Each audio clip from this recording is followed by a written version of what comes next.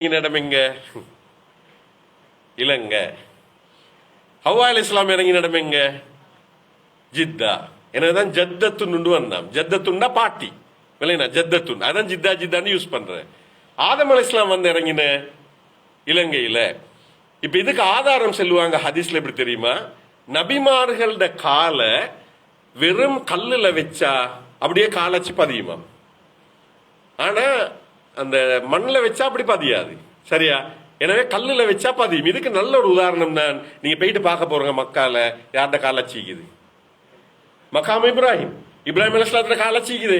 எனவே தான் மகாம் இப்ராஹிம் ரெண்டு காலச்சி மீக்குது. என்னன்னா இப்ராஹிம் அலைஹிஸ்ஸலாம் கனவுல கண்ட காபத்துல்லாவை நான் சரியா கட்டிக்கிறேன்னு சொல்லி ஒவ்வொரு முறையும் ஒரு சுத்தி வரி கல்லை கட்டிட்டு அப்படியே அந்த கல்லுக்கு மேல ஏறி ஏறி ஏறி பார்த்தாங்க. ஒவ்வொரு முறையும் ஏறி ஏறி ஏறி சரியாயிக்குதான்னு பார்த்தது கால் பட்டு பட்டு பட்டு. நீங்க போயிட்டு பாருங்க, அந்த இதை பார்க்கலும் உங்களுக்கு அங்க அப்படியே காலச்சு பதிஞ்சிக்குது. எனவே நபிமார்கள்ட காலச்சு பதியுமா இல்லையா? பதியும் தானே. எனவேதான் உலகத்தில் இருக்கிற நபிமார்கள்ட காலச்சில இப்ராஹிம் அலைஹிஸ்ஸலாத்தோட காலச்சி மக்கால உங்களுக்கு காபத்துல்லாக்கு பக்கத்திலே பார்க்கலும் மகாம் இப்ராஹிம். அதனால நீங்க தவாஃப் செஞ்சு தொலை போறாங்க அதுக்கு பின்னால. சரியா? அப்ப தவாஃப்ட தொழுக அங்கதான் கடைசியா 2 ரக்காத் தொழுவாங்க அதுக்கு பின்னால. ரைட். இப்ப என்னண்டா, இப்ப அப்ப அடுத்த காலச்சி எங்கிக்குது? இலங்கையில. இப்ப இலங்கையில் உள்ள இந்த காலச்சி நாங்க பாவா ஆதம் மல்லன்னு சொல்லுவோம், அப்படித்தானே? இதுல நீங்க போயிட்டு பார்த்தீங்கன்னா விளங்கும். கிட்டத்தட்ட எத்தனை அடி நீங்க நெட்ல அடிச்சு பார்க்கவும் மேலும் 5 அடி 8 அங்குலம்னு நினைக்கிறேன். சரி, 5 அடி 8 அங்குலம். ஏன்னா ஆதம் அலைஹிஸ்ஸலாத்தோட உயரத்தை ஹதீஸ்ல வரும் சித்தூன திரான் 60 முலம் வருது. 60 முலம்ண்டா கிட்டத்தட்ட 90-100 அடி. எனவே 100 அடி மனுஷன் பாதம் 6 அடிக்கு நினைக்கிறது, 5 அடிக்கு மேல. எனவேதான் எங்கட இப்ப உள்ள உயரம் தான் ஆதம் அலைஹிஸ்ஸலாத்தோட பாதத்தோட சைஸ். சரி, அப்ப அல்லாஹ் தஆலா 2 இடத்துல 2 பாதத்தை பாதுகாத்து வச்சிருக்கிறான். நீங்க ஞாபகப்படுத்துறேன்டா இப்ப ஏன்னா அந்த உயரம் பெருப்பமா இல்லாட்டி பிளைட் எல்லாம் தேவைப்படும் போறது. இப்ப ஆதம் அலைஹிஸ்ஸலாத்துக்கு நடந்து போனா எங்க போயிட்டுருவாரு? 2 எட்டு வச்சா எங்க இருப்பாரு? ஓடி போனா எங்க போவார்? அதெல்லாம் சில தேவையில்லை இப்ப. எனவேதான் உயரம் பெருப்பமா இந்த. இப்ப என்ன நடந்தா தேடின 2 பேரும் ஹவ்வா அலைஹிஸ்ஸலாம் ஆதம் அலைஹிஸ்ஸலாம் உலகத்துல தேடினாங்க. தேடினா பழைய ஜியோகிராபியில படிப்பாங்க, கண்டங்கள் எல்லாம் பிரிஞ்ச பொறவுதான் கண்ட நகர்வு கொள்கை. அப்படி இல்லாம எல்லாம் சேர்ந்து இருந்துச்சு பூமி. அப்ப எனவே நடந்து போயிட்டே இருந்தானே தேடி தேடி தேடி ஜித்தால இந்த ஹவ்வா அலைஹிஸ்ஸலாமும் இங்கால இலங்கையில இந்த ஆதம் அலைஹிஸ்ஸலாமும் சந்திச்ச இடம் எங்க? எங்க? அரஃபா. எனவேதான் அரஃபா என்ற சொல் அறிமுகமாகிக் கொண்ட இடம் அவங்க 2 பேரும். விளையினா இத பெரிய ஒரு வரலாறு அப்படி விளங்கப்படுத்துவாங்க. என்னண்டா, எனவே எங்கட உம்மாவும் வாப்பவும் உலகத்துக்கு வந்தவரோ, சொர்க்கத்துல இருந்து உலகத்துக்கு வந்தவரோ முதல்ல சந்திச்ச இடம் அந்த அரஃபான்ற வகையில. எனவேதான் நாங்க ஒவ்வொருத்தரும் எங்கட அந்த ஹஜ் கடமையில அரஃபா அவ்வளவு தூரம் முக்கியமான இடமா மாறிக்குது. ஏன் காரணம்டா பாருங்க, உண்மையிலே உம்மா வாப்பாட நல்ல விஷயங்களை அல்லாஹ் தஆலா எங்க ஞாபகப்படுத்துறான்.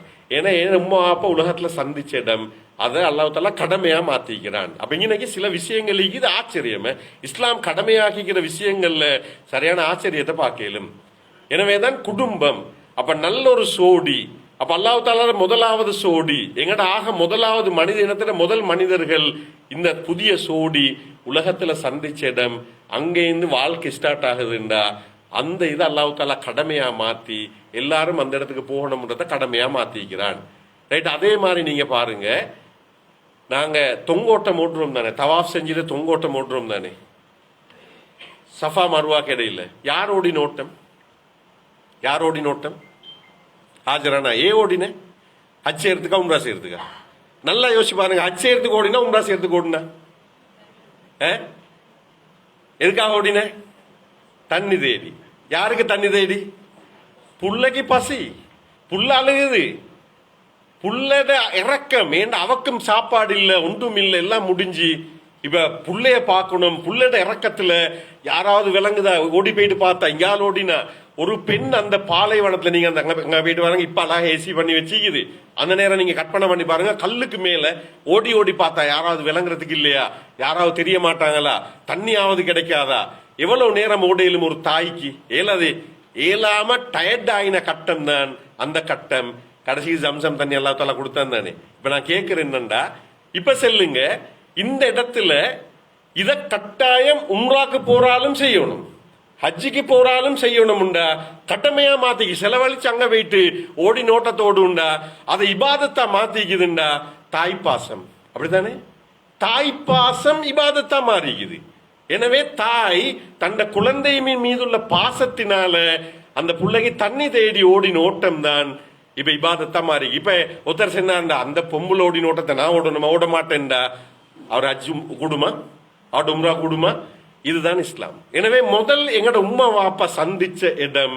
அப்ப நான் என் உம்மா வாப்பா உலகத்துக்கு வந்து முதல் சந்திப்பு அங்கேதான் என் மனித வரலாறு ஸ்டார்ட் ஆகி நான் ஒரு மனுஷனை வந்திக்கிறேன்டா, அந்த இடத்துக்கு நான் போறேன். எனவே அந்த உணர்வு அதுதான் ஹஜ்ஜில மட்டும்தான் அந்த சான்ஸ் கிடைக்குது எங்களுக்கு. ரைட். மற்றது இந்த தொங்கோட்டம் ஓடுற நேரம். எனவே ஒரு குடும்பம், அதுவும் இப்ராஹிம் அலைஹிஸ்ஸலாம், இஸ்மாயில் அலைஹிஸ்ஸலாம், ஹாஜரா நாயகி, இவங்கட இந்த குடும்பம் எவ்வளவு பெரிய ஒரு மாற்றத்தை உலகத்தை ஏற்படுத்திக்குது. எனவே அதுல முக்கியமான இடம் தான் அந்த காபத்துள்ள அமைஞ்சிக்கிற மக்கான் இடம். நான் அதை தொடர்படுத்தி விளங்கப்படுத்துறேன். எனவேதான் இந்த இடத்துல போயிட்டு நான் அந்த வேலையை செய்யறேன்ற அந்த கடமையை நான் செய்யறேன்ற உணர்வை தாரதும் இன்னொரு முக்கியமான ஒரு விஷயம். சரியா?